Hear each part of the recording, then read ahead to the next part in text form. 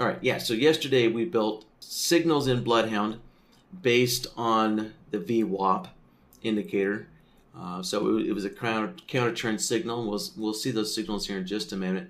So what I'm going to do is I am going to load yesterday's chart template here, and that will load up the VWAP indicator for me. And let's see here. There.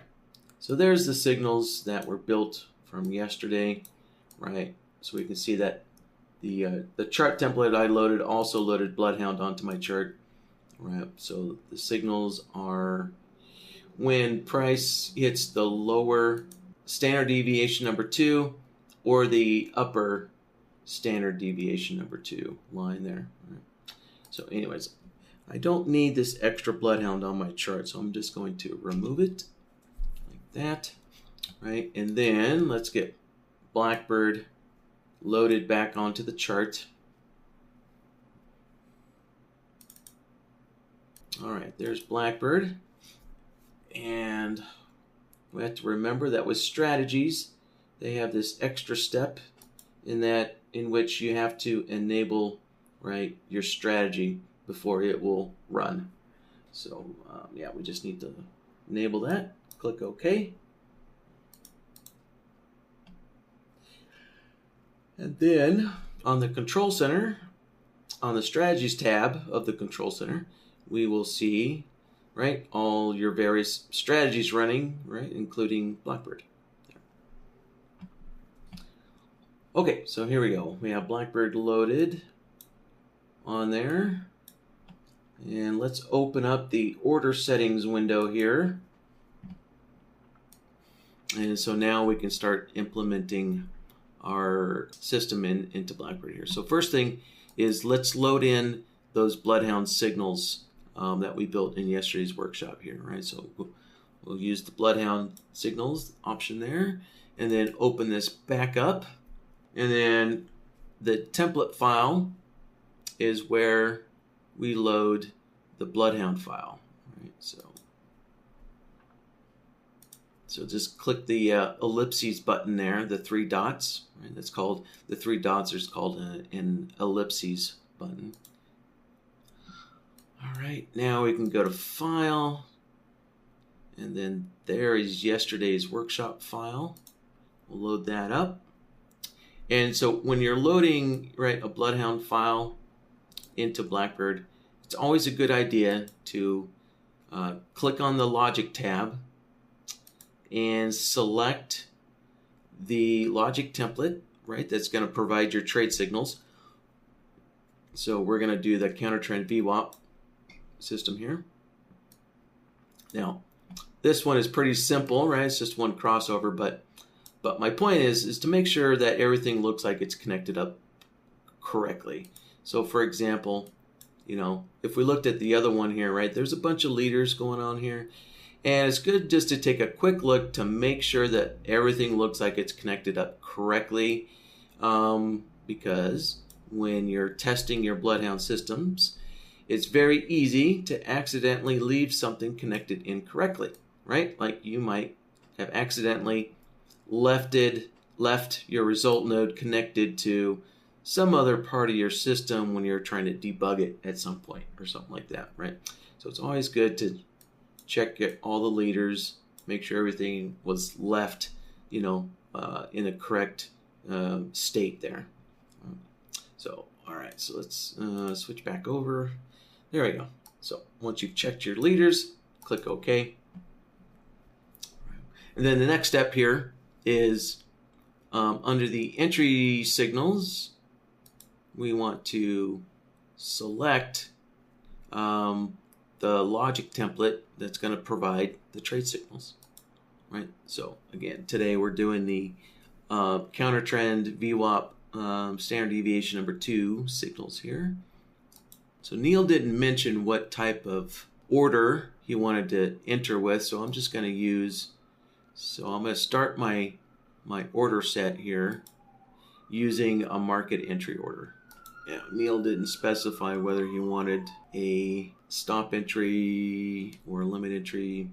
So we'll just use a market entry. Actually, I think that's, yeah, market entry would be appropriate because the rules that Neil had mentioned is just when price crosses, right, the standard deviation number 2, when price crosses it. So price needs to cross it first. Yeah, and then I guess just jump right into the trade after that point there. All right, so the profit target. So actually, you know what? This just so happens to be like a classic, I guess, trade setup here that Neil's looking for, right? So price crosses the standard deviation number 2, and then when price pulls back to the VWAP line, that's when he wants to take profits, right? So in other words, we'll set the profit target on the VWAP line here. So for our profit target, we'll do a custom profit target. And so for that, we're going to go into the initial placement here, and we are using a indicator. We're using an indicator. So we're going to select indicator value, and then we now next go and find the indicator that we want to set the profit target to. So let's scroll down here to Ninja's order flow VWAP. There we go. So use the VWAP indicator, and just remember to adjust, any of the settings here, right? So it matches the indicator that's used on your chart, but also matches the indicator settings that you might be using in your BloodHound template, right? Your BloodHound system as well. Okay, and then next step, let's expand this out, is we need to select the correct plot here.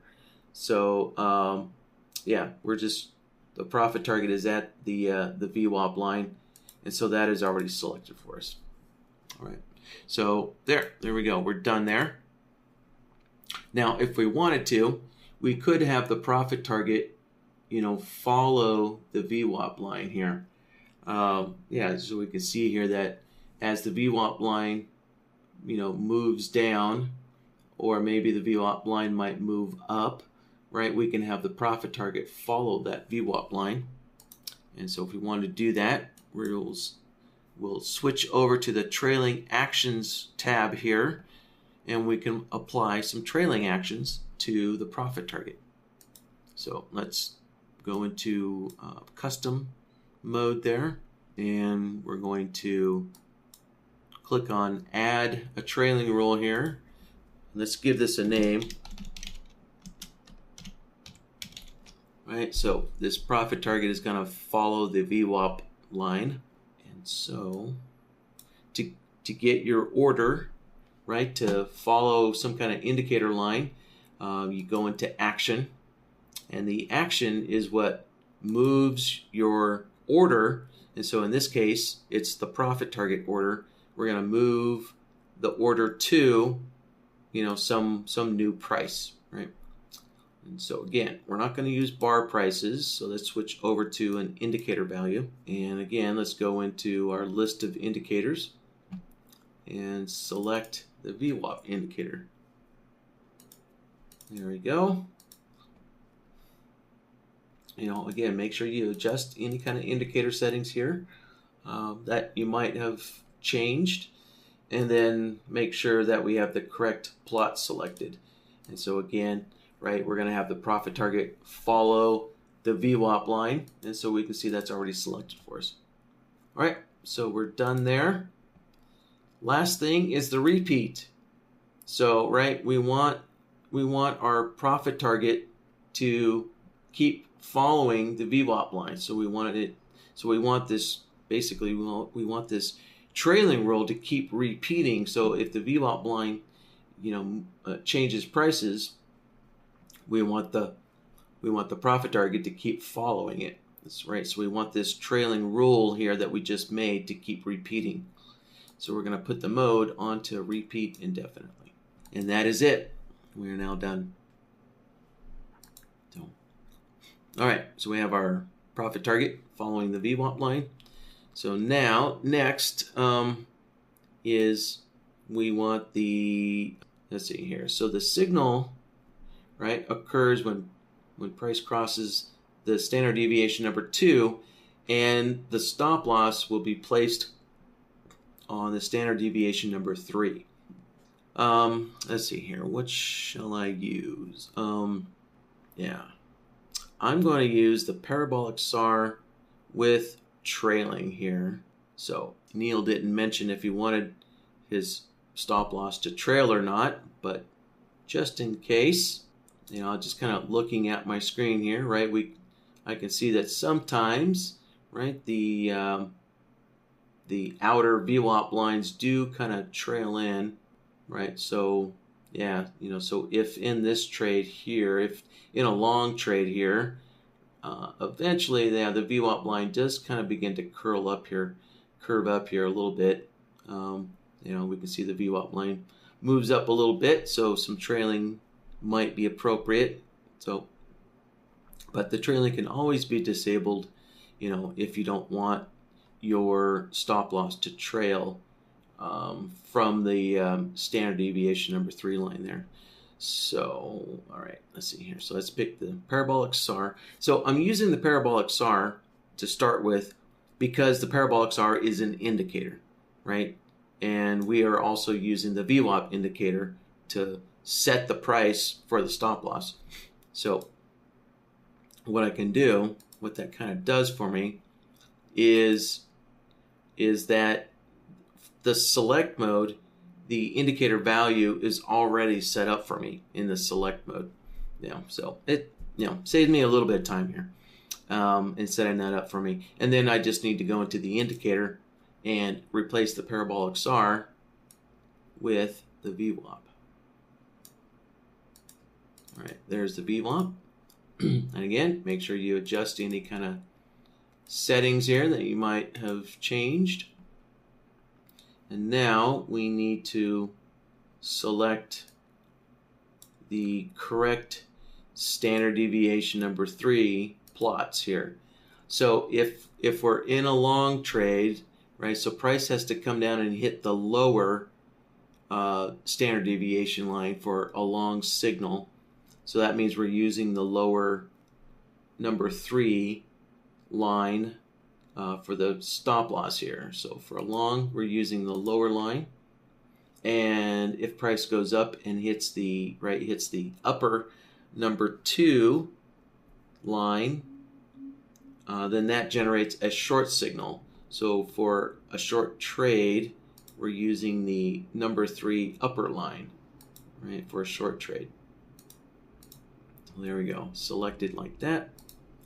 And if we want, right, we could add like a tick offset. So you could put your stop loss like a tick or 2 right below the standard deviation line if you so desire, right, just by adding a simple tick offset like that.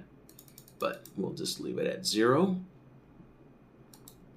And then next, let's switch over, or let's edit the trailing actions here. So let's see here. So we're now going to trail the VWAP indicator instead. So let's go to the actions.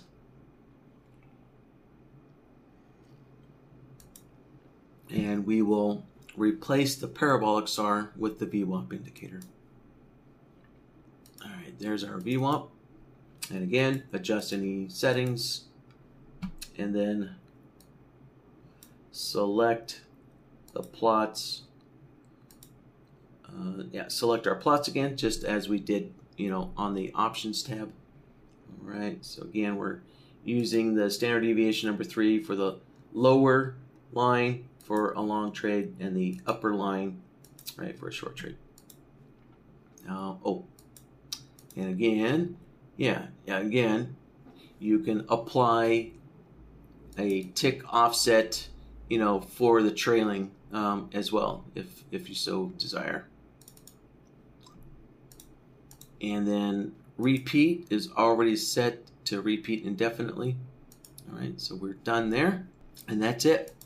So this was actually a pretty simple question here to answer. And all right, so we loaded our BloodHound template in.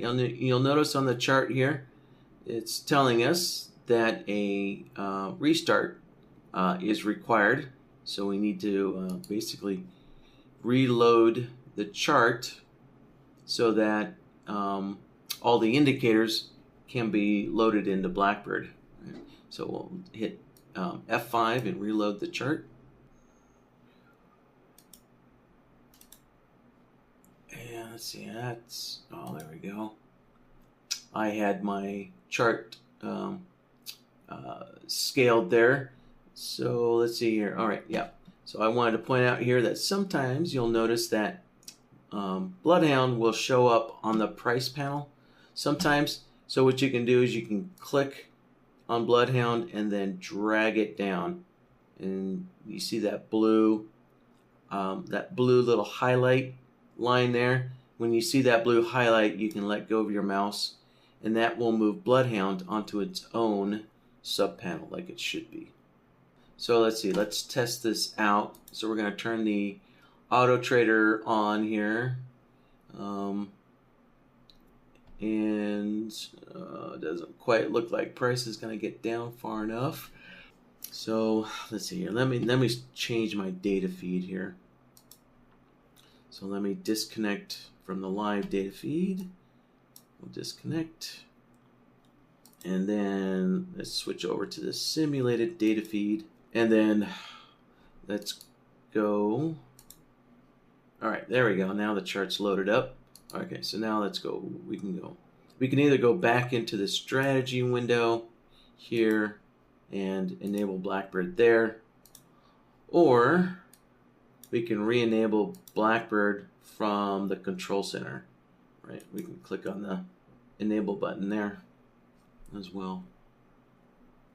All right, so when BlackBird loads BloodHound on the chart for us so that we can see the signals, you do need to go up here, right, to the BloodHound pull-down menu and select the correct logic template, right, that will show your signals, right?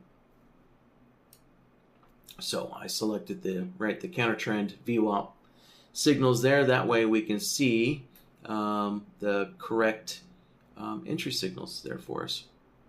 And let's see here. This is a 10 range chart. All right, let me pull the trend down, and we'll generate a long signal down here. Oh, and I gotta remember to turn the auto enable button back on.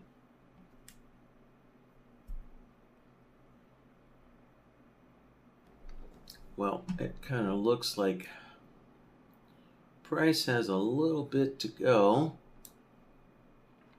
before it crosses our second VWAP line here. There we go. All right, so that's crossing it. There we go. And let's move the trend back up a little bit.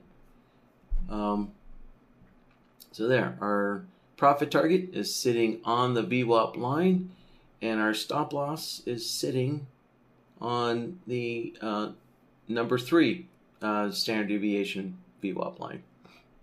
And let's just see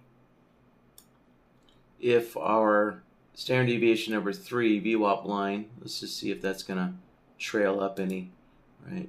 And hopefully you guys might have just noticed there, I saw our profit target just inch down just a little bit, right, since we applied trailing rules here to the profit target as well.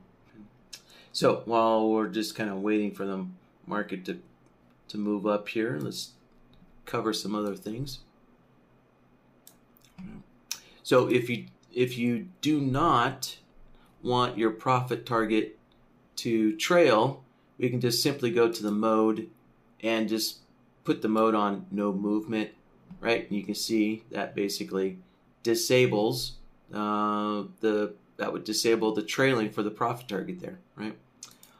And the same thing for the stop loss, right? So on the trailing actions tab, if we do not, want the stop loss to trail, you know, we could delete the trailing roll and permanently delete it, or we could just go into the mode and just turn everything off, you know, and put it on no movement. So therefore, there's no more trailing behavior or trailing action for the stop loss. So do it just like that. And let's see. Now it looks like the standard deviation lines are still going down here. I can see the standard deviation is way down there. And I should probably brighten this up just a tad bit. And there we go. Yeah, it doesn't look like the number 3 line is going to curve up enough, right, for it to start pulling the stop loss up. Right, so you'll notice that you know, BlackBird has standard stop loss behavior built into it by default. So you can see, right, the indicator is going down, but the stop loss is not going down, right? So that is atypical behavior to widen your stop losses. So BlackBird by default will not, and here, let's stop this here for a moment, right? So BlackBird by default will not widen your indicators, you know, even if you're, BlackBird will not widen your stop losses even if you're using an indicator. You know, there are ways to override that if you do want your stop loss to widen, you know, increase the risk. You know, if an indicator also widens, there is ways to do that. So, all right, well, basically that does it for this question.